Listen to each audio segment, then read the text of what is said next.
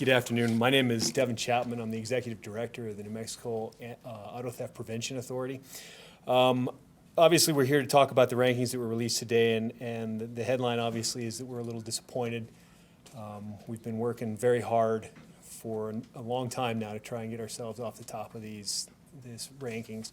And unfortunately, the ranking is bad, but I'd ask everybody to please pay attention to the statement even from NICB that was released in the video, where they said there's a definite silver lining here. And I think we've not been emphatic enough about the hole that we were in when this thing started a couple of years ago.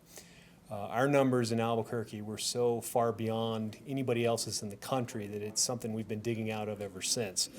Just by way of illustration, the gap between us and number two 3 years ago was 124 cars per 100,000, and last year it was almost 300 cars per 100,000 stolen. This year we're down to 7. Everybody's gone down, but we've gone down remarkably, and it's through the incredible efforts of APD, our agency with the Superintendent of Insurance Office, the other local law enforcement, state police, and everybody else have been really leaning into this. And while the ranking doesn't show it, the numbers and statistics show that we're having a definite impact on this problem. That said, I need to emphasize it is obviously still quite a problem here in Albuquerque, and it is a problem across the entire state. This is an issue that we've had some difficulty getting traction and pointing out that the auto theft problem in New Mexico is a New Mexico problem. This is not an Albuquerque problem. From 15 to 17, there were 5 counties in the state of New Mexico that didn't have an increase in auto thefts. 5. Everybody else went up. Almost everybody in double digits, some of them in triple digits during that period of time. So this is an issue that we're addressing as best we can and working as hard as we can with what we have here in the metro area as well as across the state.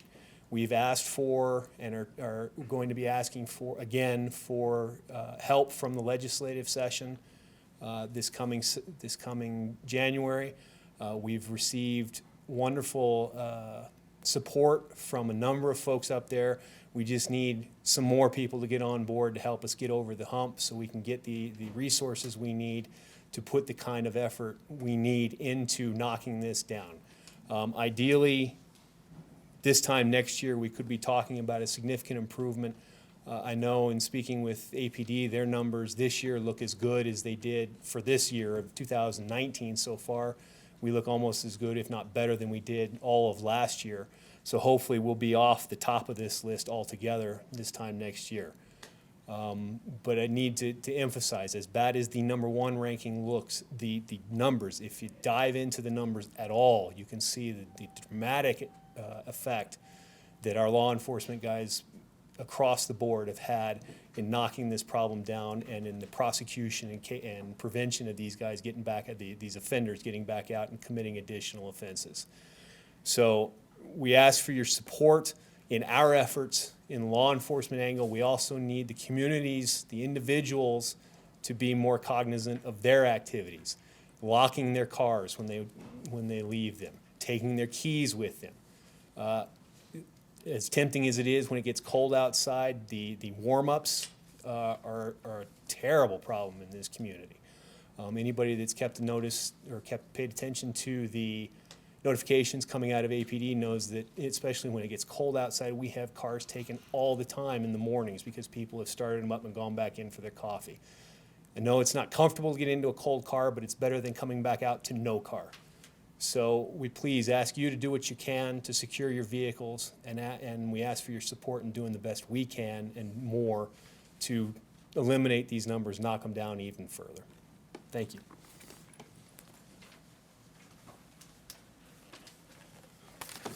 Good afternoon. My name is Harold Medina, Deputy Chief of Police for the Albuquerque Police Department.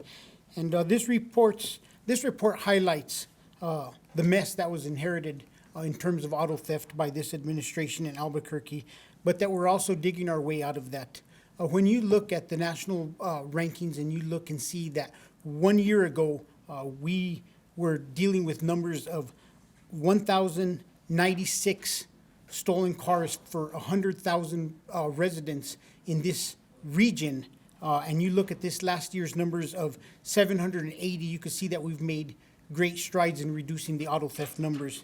The fact that of the top 5 agencies that are listed in the auto theft problem across the country, we had the biggest reduction of the top 5 cities.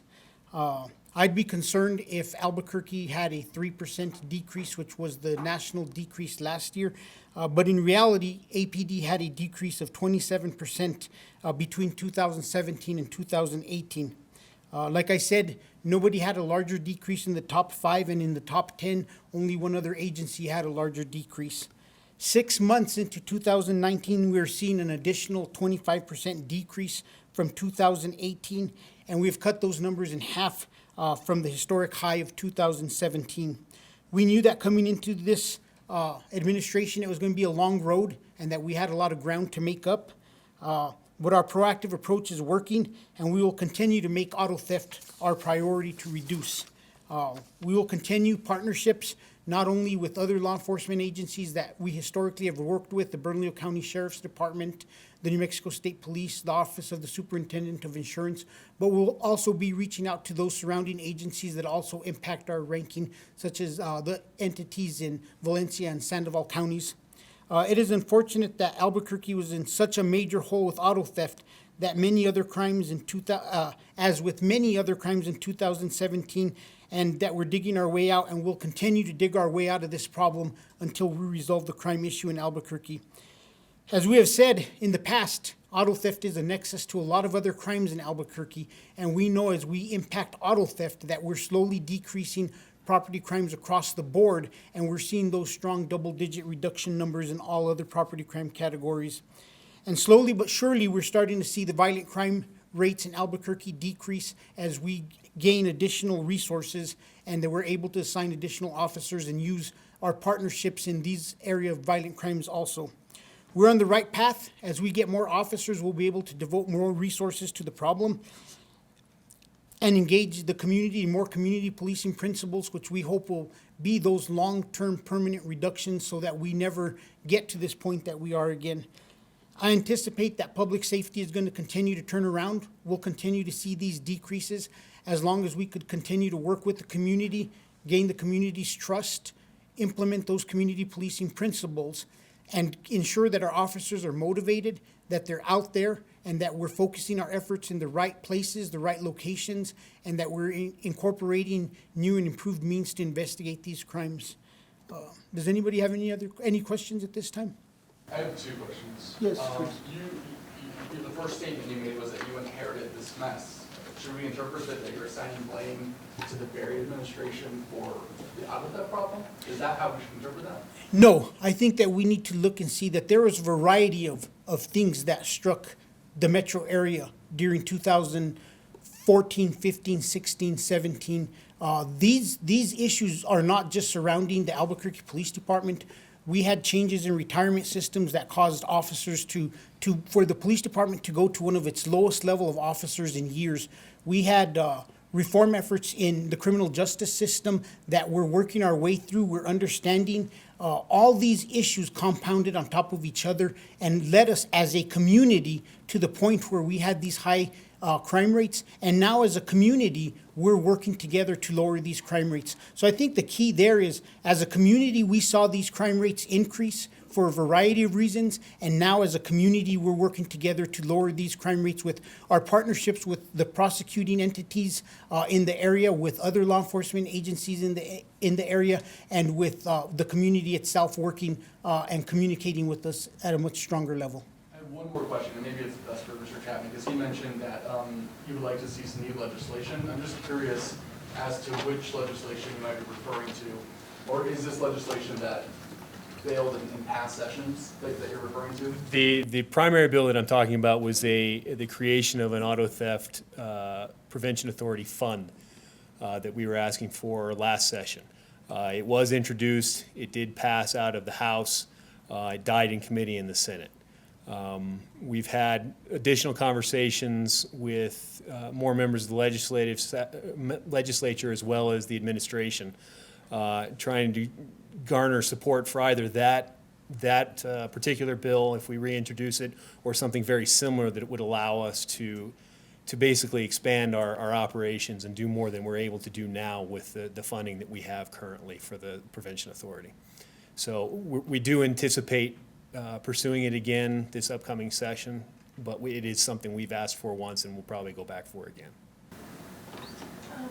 I'm not sure which one of you is, this question should be directed towards, but the NCID stuff, it's all based off of MSAs out from metropolitan statistical areas. That's correct. So have you looked at how the other surrounding counties, I think it's Valencia, Torrance, and Sandoval, have been doing with their audit theft? How have they been impacting us? Everybody's down. This isn't a situation, I know we were wondering at one point if this was going to be similar to what we dealt with a number of years ago when the meth cooking was a big problem in the metro, and we kind of pushed it out into the surrounding communities. That doesn't seem to be, based on the numbers we've got right now, what's happened. Torrance, Valencia, and Sandoval are all down as well. Obviously, it's not as dramatic just because of the sheer volume that we're dealing with here versus there, but everybody's down across the board in the metropolitan statistical area. As Chief Medina was talking, it's important to remember how, again, as I said, how deep the hole was that we were in to begin with. When we hit number one the first time back in 2016, per 100,000, we were losing 1,115 cars for every 100,000. Number two was at 900. So there was a significant gap just between number one and two, and then the next year it got even worse. We were almost 300 cars more per 100,000 than the number two on the list. This year we're 7 cars more than number two. So it's easy to get lost in the headline today, but the effort that's gone into getting us to where we are today and reducing the numbers across the board should not be overlooked. And these guys, they need to be recognized for that, and we need to back them up and do more to help them continue that trend. The same effort's been happening though in those surrounding counties? The Auto Theft Authority is active across the state. And when we're getting into cases where we're trying to get into folks that are the more consistent, the more problem, the more career offenders in this type. And so the numbers are better almost across the board in 2018 across the state. Some of them not significantly, but most of them have gotten better. Some of that's through our efforts. Obviously, that's mostly on the locals in those various jurisdictions are leaning into this too, because while some of the folks in Santa Fe may not recognize this as a New Mexico problem writ large, obviously the law enforcement on the ground does. And they know that this is blown up everywhere, not just here in Albuquerque. And that's why they need more help from us, and that's why we're asking for more help from Santa Fe so we can give them the assistance that they need. Why do you think it's such a problem? Bottom line. What, auto theft? Ooh. I have probably some personal anecdotal opinions. I don't know for sure because I don't necessarily have the academic proof to back it up. But as Chief Medina mentioned, there have been a significant number of changes in the landscape here locally in the way cases are prosecuted and processed and through the system. All that's going to have a knock-on effect somewhere, and it's going to show up at some point in the outcomes, and we're going to have to react to that. Beyond the grand, I can't speak to the bigger sociological problems that are leading to this. We have a drug problem in this community. We have a poverty problem in this community, and all of that obviously contributes to these offenses as well as all the criminal activity we see in this community. So beyond that, I don't want to commit to anything. You know, Nancy, and I think it's important that we truly recognize that there is no one thing that is increasing crime in the metro area over the past few years that now is decreasing crime in the metro area. I think it's a lot of small little factors in different places. For example, I will take responsibility for the department in 2015, 16, 17, when we had a shortage of officers. We then relied on field officers to sup out cases to the DAs. When this administration came in, the DA explained to us how a lot of our cases weren't getting indicted because they were getting dismissed for lack of discovery. We started the SHIELD program, our paralegal program, based off of that information. And the LFC report came out last year and said that we had basically doubled our indictment rate. So that is just one small piece of the puzzle that we haven't even touched on today, is how can we improve prosecution and get stronger cases to the DA's office. Then when you add in, you know, the reduction in the number of officers, auto theft being down to 3 detectives at one point, all these things have slowly, over the years, impacted our crime rates. And I think, like I said, it's very important that we don't ever get tunnel vision and say this is the one problem. We have to look at this as a system and say there are problems in a lot of different areas, and how are we going to make adjustments in all these different areas. One of the interesting things when New York PD came by last year and they spoke with us about our crime issue is they quickly also realized that the automobile was the mode of transportation for a lot of criminal activity, which is something that New York City didn't see, because not everybody owned a car. A lot of people were used and could get around and commit crime on foot. So we also have that playing into the system, where we have a lot of cars, and the means of transportation in Albuquerque is a personal car, whether it be your car or somebody else's car. So I think it's really difficult for us to try to pinpoint and say, and we'd be missing and cheating the citizens, because we wouldn't be developing a good plan to address these problems by just focusing on one item. We have to look at the system across the board. How do we get stronger cases to the DA's office? How do we ensure that these stronger cases are leading to prosecution? How do we deal with individuals at the front and try to divert them and get them to resources before they become a bigger problem? And these are all things that we're working on, and I think these little things are all adding up to the reductions that we're seeing.